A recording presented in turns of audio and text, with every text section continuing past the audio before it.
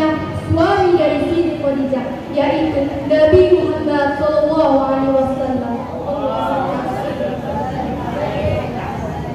Yang saya hormati Kepala Sayyidul Ilmi, yang saya hormati para dewan juri yang hadir pada hari ini, dan yang saya hormati para rekan-rekan seperjuangan sekalian.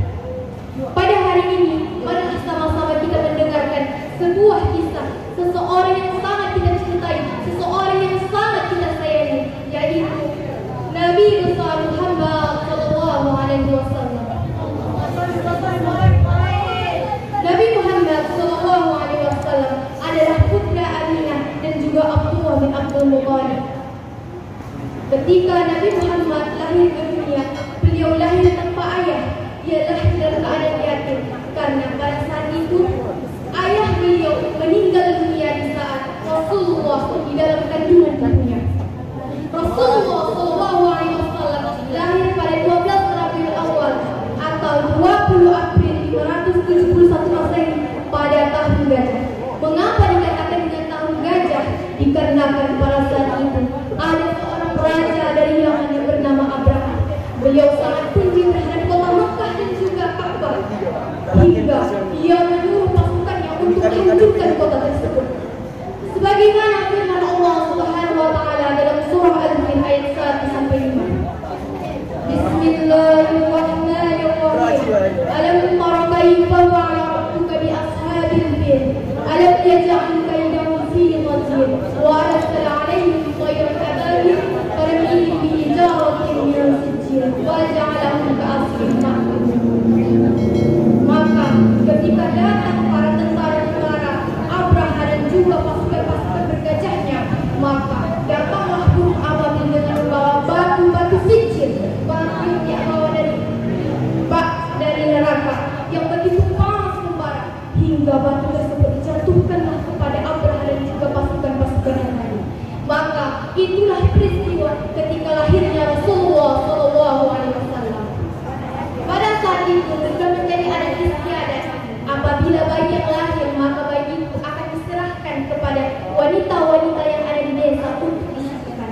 Maka Nabi Muhammad SAW diserahkan pertama kepada Suhaibah ibu Nabi Muhammad, namun kepada Suhaibah hanya disusukan dalam beberapa hari saja. Kemudian Rasulullah diserahkan kepada Halimah Sa'diyah, seorang wanita dulu dari Bani Sa'ad yang sangat mencintai Rasulullah, yang menjaga Rasulullah seperti anaknya sendiri. Hingga pada masa kecil itu terjadi suatu kejadian yang mana datangnya malaikat Jibril yang melakukan sesuatu terhadap dada Rasulullah, yaitu pembelahan dada Rasulullah, yang mana malaikat Jibril membersihkan hati Rasulullah untuk menjadikannya Rasulullah sebagai seseorang yang suci. Kemudian setelah itu Halimah Sa'diyah mengembalikan Nabi Muhammad kepada ibunya kembali, Siti Aminah. Ketika bersama dengan ibunya, Rasulullah pergi berziarah ke makam ayahnya. Ketika pulang, Siti Aminah meninggal dunia karena terjatuh sakit saat itu. Maka tumbuhlah Nabi Muhammad dalam keadaan yatim piatu, tanpa ayah, tanpa ibu. Kemudian beliau diserahkan kepada kakeknya Abdul Muttalib dan dirawat kakeknya dalam usianya yang masih 8 tahun lebih. Nabi Muhammad dirawat oleh kakeknya, dan pada usia Nabi 8 tahun tadi Abdul Muttalib meninggal dunia. Kemudian Nabi Muhammad diserahkan kepada pamannya yaitu Abu Thalib. Ketika bersama pamannya, Rasulullah banyak diajarkan bagaimana cara menggembala, bagaimana cara berdagang. Hingga pada usia Nabi 12 tahun, Abu Thalib mengajak Rasulullah untuk pergi berdagang ke kota Syam. Di saat itu telah berjalan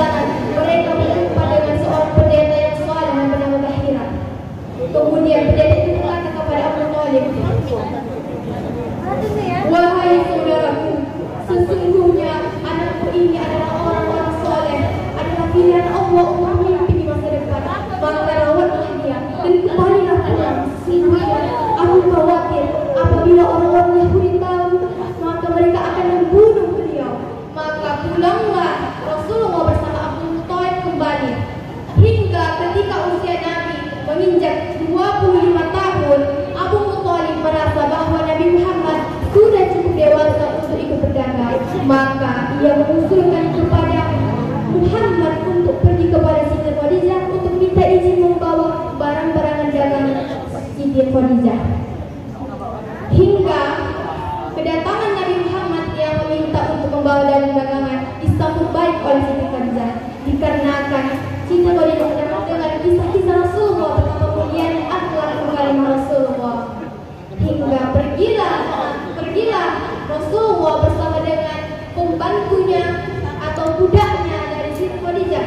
Mereka pergi berdagang ke kota Syam, dan sepulang dari sana mereka mendapatkan keuntungan yang luar biasa. Kemudian Maisarah menceritakan bagaimana perilaku Rasulullah, agungnya Rasulullah baik di perjalanan bahkan pun di dalam perdagangan. Hingga Siti Khadijah pun merasa kagum terhadap Rasulullah, dan kemudian ia melamar Rasulullah SAW, dan pada akhirnya mereka pun menikah dan dikaruniai 6 orang anak. Tahun berganti tahun, hari berganti hari. Ketika usia Nabi 40 tahun, Nabi Muhammad sering merenung bagaimana dia memikirkan kondisi saat itu, masa-masa zaman jahiliyah, orang-orang musyrik, orang-orang menganggap sepele akan judi, berhala, menyembah-nyembah selain Allah. Maka pada saat itu Rasulullah berdiam diri di Gua Hira, dan datanglah malaikat Jibril. Jibril berkata, "Iqra ya Muhammad." Muhammad berkata, "Aku tidak bisa membaca." "Iqra ya Muhammad." "Aku tidak bisa membaca." Kemudian malaikat Jibril berkata kembali, "Iqra ya Muhammad." "Aku tidak bisa membaca." Kemudian malaikat Jibril melanjutkan, kemudian "Iqra bismi rabbikal ladzi khalaqal insana min 'alaq. Iqra wa rabbukal akram alladzi 'allama bil qalam 'allamal insana ma lam ya'lam." Dan itu adalah merupakan wahyu pertama yang diterima oleh Rasulullah SAW.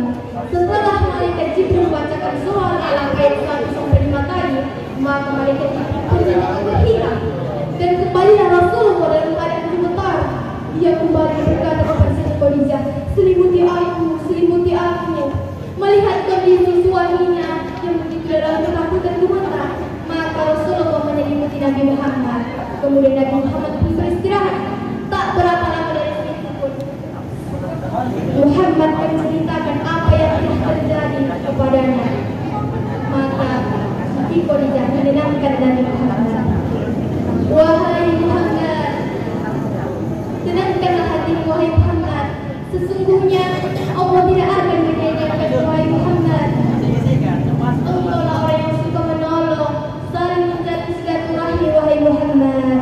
Kemudian Siti Khadijah mengajak Rasulullah mendatangi sepupu beliau, yaitu Haraqah bin Nawfal, seorang ahli dalam kitab Taurat dan juga kitab Injil. Haraqah berkata, "Sesungguhnya suamimu ini adalah Rasul dan Nabi Allah, dan telah datang kepada malaikat Jibril sebagaimana yang pernah datang kepada Nabi Isa dan juga Nabi Musa." Kemudian setelah turunnya surah Al-Alaq ayat 1-5 tadi, wahyu Allah yang pertama, maka turunlah surah Al-Mudaththir. "Ya ayyuhal mudaththir, qum fa'anzir, wa li rabbika fakabbir, wa thiyabaka fatahhir, wa ar-rujza fahjur, wa la tamnun tastakthir, wa li rabbika fasbir." Maka setelah turunnya wahyu Allah tadi, maka mulailah Rasulullah berdakwah dengan cara sembunyi-sembunyi. Dikarenakan pada saat itu, apabila Rasulullah menyampaikan dengan cara terang-terangan, sangat sulit, karena saat itu banyaknya orang penyembah berhala dan sangat sulit untuk menyatakan sesuatu yang baru kepada orang Quraisy. Dan orang yang pertama menerima dakwah Rasulullah adalah istri beliau, Siti Khadijah, yang kemudian Ali bin Abi Thalib, Abu Bakar As-Siddiq, Zaid bin Sabit, dan juga Bilal bin Rabah. Dan orang-orang yang pertama masuk Islam disebut as-sabiqun al-awwal,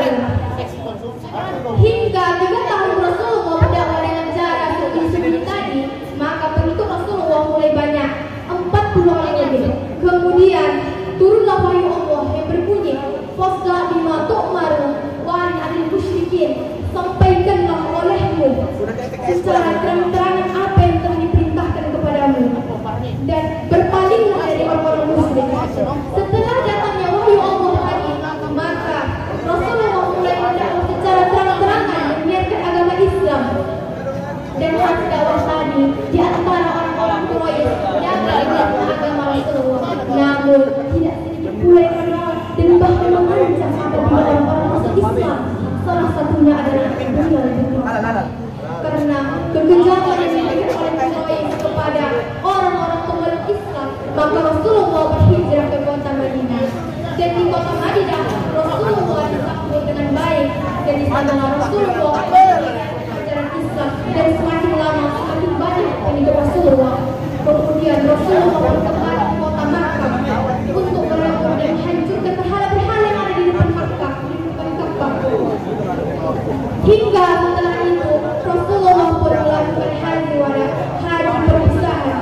Pada tahun 10 Hijriah itu Rasulullah Shallallahu Alaihi Wasallam menyampaikan khutbahnya. Suatu ketika Rasulullah bertanya kepada para sahabat, apabila kalian ditanya akan diriku oleh Allah Subhanahu Wa Taala, maka apa jawaban kalian? Maka sahabat berkata, wahai Rasulullah, engkau adalah orang yang selalu memberi salah, engkau yang selalu punya aman kepada kami, dan senantiasa menasihati kami ya Rasulullah. Mendengar itu Rasulullah berkata, wahai Allah, saksikan wahai Allah, saksikan wahai Allah, saksikan wahai Allah. Hingga tak terasa tahun berganti. Pada tahun 11 Hijriah Rasulullah Shallallahu Alaihi Wasallam jatuh sakit, yaitu sakit panas akibat dari seorang wanita Yahudi yang memberikan racun kepada Rasulullah, dan sakit itu mulai terasa 3 tahun setelah Rasulullah memberikan racun tersebut. Hingga dalam keadaan tersebut Rasulullah dipapah oleh Ali bin Abi Thalib bin Khattab bin Abbas untuk pergi ke mimbar beliau, dan Rasulullah mengatakan, tidak ada yang aku khawatirkan kepada kalian kecuali apabila dunia dibentangkan kepada kalian, maka kalian berlomba-lomba untuk mendapatkannya. Sungguh dunia itu memang akan membinasakan kalian. Kemudian Rasulullah berkata kembali, ketika seorang hamba diberi perintah oleh Allah untuk tetap berada di tempat ini atau kembali kepada Allah, maka hamba itu memilih kembali kepada Allah. Mendengar perkataan Rasulullah tadi, Abu Bakar menangis dengan sejadi-jadinya. Beliau menangis terseru-seru dan berkata, wahai Rasulullah, jiwaku, ragaku siap menggantikanmu, wahai Rasulullah. Dan Rasulullah berkata, tenang wahai Abu Bakar, tenang, tenangkan dirimu wahai Abu Bakar, kembali ke tempat dudukmu. Para sahabat saat itu bingung akan tangisan yang diberikan oleh Abu Bakar. Kemudian mereka membahas bahwa itu adalah saat-saat terakhir Rasulullah, isyarat dari Rasulullah. Maka para sahabat pun menangis. Semakin hari kondisi Rasulullah semakin lama semakin parah. Hingga ketika Fatimah datang, ketika itu biasanya Fatimah disambut oleh ayahnya. Namun pada saat itu Rasulullah tak bisa menyambut Fatimah. Fatimah berkata, wahai ayah, sungguh berat penderitaanmu, wahai ayah. Maka Rasulullah menjawab, wahai Fatimah, sesungguhnya setelah ini aku tidak akan merasakan sakit lagi, wahai Fatimah. Ini adalah saat-saat aku merasakan sakit, wahai Fatimah. Kemudian Rasulullah membisikkan sesuatu kepada telinga Siti Fatimah. Di saat mendengar bisikan pertama, Siti Fatimah menangis berlinang air mata. Namun di saat bisikan kedua, Siti Fatimah tersenyum. Para sahabat dan juga Siti Aisyah bertanya kepada Fatimah apa yang telah dibisikkan oleh Rasulullah.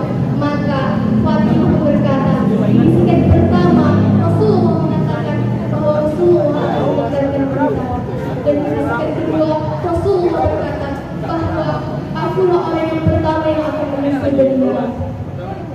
Hingga tak terasa hari berganti hari, datanglah seseorang ke rumah Siti Aisyah, yang mana disambut oleh Fatimah. Maka Fatimah berkata, ayahku sedang sakit, untuk apa kau berjumpa dengan beliau? Maka orang itu berkata, kami harus berjumpa dengan Rasulullah. Tidak, ayahku sedang sakit.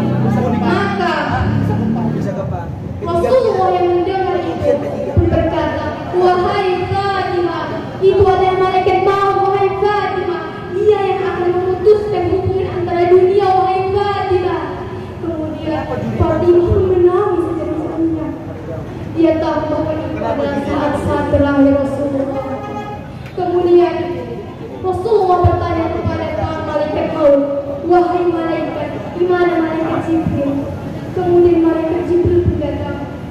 Rasulullah bertanya kepada malaikat Jibril, apa hakku wahai Jibril? Maka Jibril berkata, sesungguhnya Allah telah menunggumu di surga wahai Rasulullah, dan begitu juga para malaikat-malaikat. Namun Rasulullah tidak tersenyum. Kemudian Rasulullah berkata, aku khawatir akan umatku wahai Jibril. Maka Jibril pun mengatakan, sesungguhnya aku pernah mendengar Allah berfirman bahwasanya tidak akan masuk surga kecuali umatku terlebih dahulu wahai Muhammad. Kemudian ruh Nabi Muhammad pun ditarik dan Rasulullah merasakan sakit yang luar biasa. Dan dia berkata, wahai malaikat, sangat sakit sakaratul maut ini wahai malaikat. Bagaimana dengan umatku wahai malaikat? Sungguh sakit yang dirasakan Rasulullah bagaikan dipimpin oleh parang yang tajam. Hingga di saat-saat terakhir pencabutan nyawa Rasulullah mengangkat jari tangannya, la ilaha illallah, la ilaha illallah,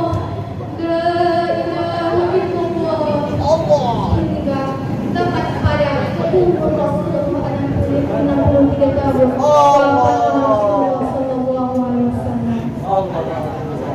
Aisyah bingung akan kejadian itu.